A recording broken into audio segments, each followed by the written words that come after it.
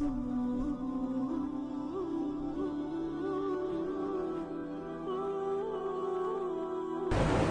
حدیث کے لفظ ہیں، مفہوم اس کا یہ ہے کہ اگر کوئی بندہ اللہ کے خوف سے، اس کے ڈر سے رو پڑتا ہے اور اس کے پلکوں کے گوشے اس نکلے ہوئے پانی سے تر ہو جاتے ہیں، قیامت کے دن وہ بال جن کی جڑیں خوف خدا سے نکلنے والے پانی کی وجہ سے تر ہوئی تھی، اگر اس شخص کو جہنم کا حکم ہو گیا تو وہ بال کھڑے ہو جائیں گے، مالک یا اسے جنت دے یا ہمیں نکال لے۔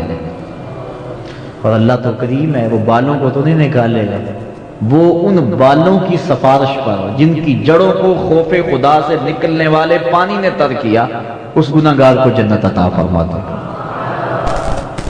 کتنا کریم ہے وہ مالک، کتنا رحم کرنے والا ہے وہ مالک اپنے بندوں پہ۔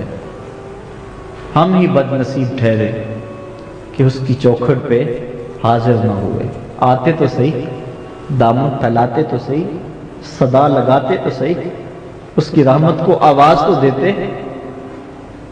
ہمارے دامن جتنے مرضی لتھڑے ہوئے تھے، ہم ان گندے دامن لے کر، گناہوں سے بھرے ہوئے اپنے دامن لے کر آ جاتے۔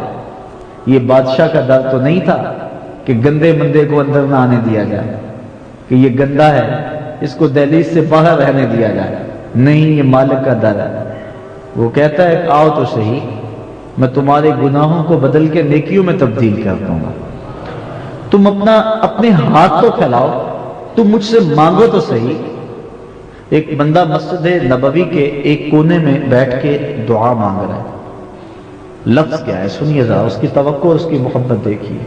اللہم انی اسألک بأنک انت اللہ لا الہ الا انت احد الصمد الذی لم یلد ولم یولد ولم یکن لہ کفوا احد۔ اے اللہ، میں تجھ سے اس لیے مانگ رہا ہوں کہ تو میرا اللہ ہے۔ جب بیٹا باپ سے پیسے مانگے سکول جاتے ہوئے تو کہے کہ ابو میں اس لیے مانگ رہا ہوں کہ آپ میرے ابو جو ہوئے، میں آپ سے نہیں مانگنا تو کس سے مانگوں؟ میں نے ہمسایوں سے جا کر تو نہیں مانگنے، آپ میرے ابو لگتے ہیں، آپ نے میری ضروریات کو پورا کرنا ہے۔ تو وہ کیا کہہ رہا ہے؟ اے اللہ، میں تجھ سے اس لیے مانگ رہا ہوں کہ تو میرا اللہ جو ہے، لا الہ الا انت، تیرے علاوہ کوئی ہے بھی تو نہیں نا، کوئی در بھی تو نہیں کہ جس در پہ جاؤں، کوئی چوکھٹ بھی تو نہیں جس چوکھٹ پہ جاؤں۔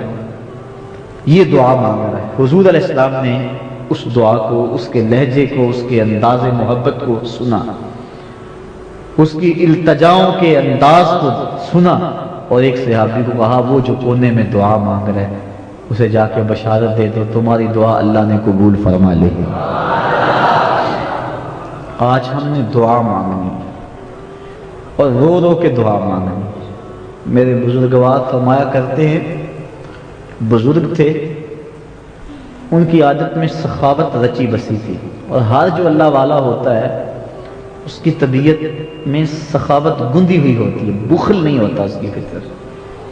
اپنے پیار کرنے والوں کے ساتھ، اپنے محبت کرنے والوں کے ساتھ وہ اپنی استطاعت کے مطابق اچھا ذہن سخاوت والا رکھتا ہے، اور فقیر کا یہی مزاج ہے کہ میرے ڈیرے سے لوگ لنگر کھاتے رہیں، روح کا لنگر بھی لیتے رہے اور جسم کا لنگر بھی چلتا رہے، یہ اس کی آرزو ہوتی ہے۔ اٹ کھڑکے دکڑ بجے تتا ہوئے چلہ، آن فقیر کھا کھا جاون راضی ہوئے بلا۔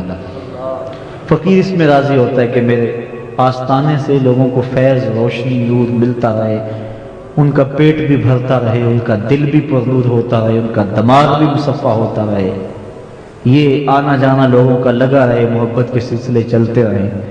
تو وہ بزرگ قرض لے کر بھی جو لوگوں کی مدد کرتے، ان کی معاونت کرتے اور ان کی خوراک کا انتظام کرتے۔ اب ایک بندے سے قرض لے لیا ہو اور وعدے پر بندہ نہ دے سکے تو پھر دوبارہ قرض چاہیے تو اس سے نہیں مانگتا، کسی اور سے مانگتا، پھر کسی اور سے، پھر اور سے، حتیٰ کہ بہت سارے لوگوں کے مقروض ہو گئے۔ بابا جی کا جب وقت آخر آیا، حالات ایسے پیدا ہوئے کہ محسوس ہوا کہ اب بس انتقال ہی کرنا چاہیں گے، تو جو قرض خواہ تھے وہ دروازے پہ آ بیٹھے کہ ہمارا قرض تو چکا جاؤ۔ اب وہ لائنیں لگ گئی قرض خواہوں کی. اب بابا جی کو یہی فکر ہونی چاہیے کہ اب یہ قرض کہاں سے دوں، لیکن یہ فکر نہیں ہے. فکر یہ ہے کہ یہ اتنے بندے میرے مہمان آئے ہیں، ان کو کھلاؤں کیا؟ میں تو پہلے اتنا مقروض ہوں اور اب قرض دینے والا کوئی نہیں رہا، تو ان کو کھلاؤں کہاں؟ یہ فکر لگی ہوئی ہے. اچانک ایک چھوٹا سا بچہ ہاتھ میں تھالی پکڑی ہوئی ہے، اس کے اوپر اس نے مٹھائی پتیسا یا جو بھی اس دور کے مطابق تھا بیچتا وہ آواز لگاتا جہاں بابا جی کا ڈیرا تھا قریب سے گزرنے لگا. بابا جی کے کانوں میں آواز پڑی، خادم کو کہا اسے بلاؤ. بلایا گیا، کہا بیٹا کیا بیچتے ہو؟ کہا یہ ہے بابا جی. کہا یہ میرے مہمان ہیں، ان کو کھلا دو، تمہیں میں پیسے دے دیتا ہوں، تم بل بتاؤ کتنا ہے. اس نے شکر کیا کہ میں نے شام تک بیچنا تھا، یہ 10 منٹ میں میرا سودا ختم ہو گیا. اس نے جلدی وہ سب جتنے بھی مہمان تھے بابا جی کے اس کو وہ مٹھائی پتیسا جو بھی تھا پیش کر دیا اور بل پیش کیا کہ اتنے پیسے بن گئے ہیں.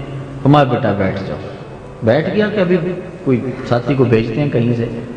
لیکن 10 منٹ گزرے، بابا جی اسی موج میں اسی خیال میں. پھر اٹھ کے بابا جی پیسے. کہا یہ جتنے لوگ بیٹھے ہیں نا انہوں نے پیسے لے رہے ہیں مجھ سے، اور تو بھی ان کی فہرست میں، جب ان کو دوں گا تجھے بھی دے دوں گا.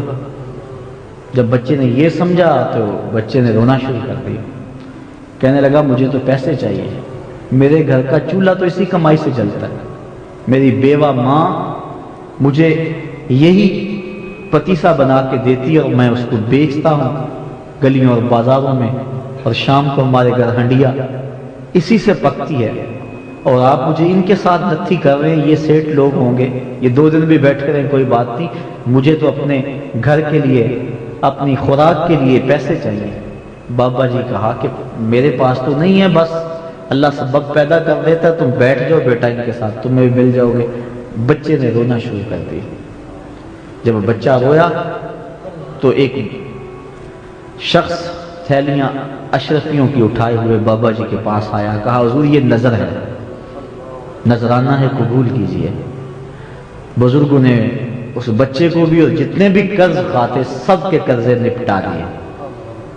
تو جو لوگ قرض خواہ تھے جب انہوں نے قرضے وصول کیے تو انہوں نے کہا کہ ہم صبح کے بیٹھے ہوئے تھے اور کوئی سبب نہیں لگا، یہ بچہ 10 منٹ 15 منٹ ہو گئے ہیں تو ابھی سبب پیدا ہو گیا. حضرت یہ راز سمجھ میں نہیں آیا. کہا تم صبح سے بیٹھے تھے لیکن تمہارے اندر کوئی رونے والا نہیں تھا، اب ایک رونے والا آ گیا تو باقیوں کا بھی کام بن گیا. تو جب بندہ للچائی ہوئی نظروں سے مالک کی رحمتوں کا تصور کرتا ہے اور اپنے رب کو پکارتا ہے کہ میرے اوپر کرم کر دے، اے میرے مالک اگر تو نے کرم نہ کیا تو میری کوئی ڈھوئی نہیں ہے، میرا کوئی آسرا اور سہارا نہیں. اگر تو نے بھی میری نہ فریاد کو سنا تو کون میری فریاد کو سنے گا، میری مدد کو کون پہنچے گا. تو جب بندہ ڈر جاتا ہے اور اپنے مالک کی طرف سے حقیقی طور پہ رجوع کر دیتا ہے تو پھر مالک کرم کرتے ہوئے دیر نہیں لگاتا. اس کی آنکھ سے آنسو ٹپک کے ابھی زمین پر نہیں گرتے کہ اللہ گناہوں کو معاف فرما دے.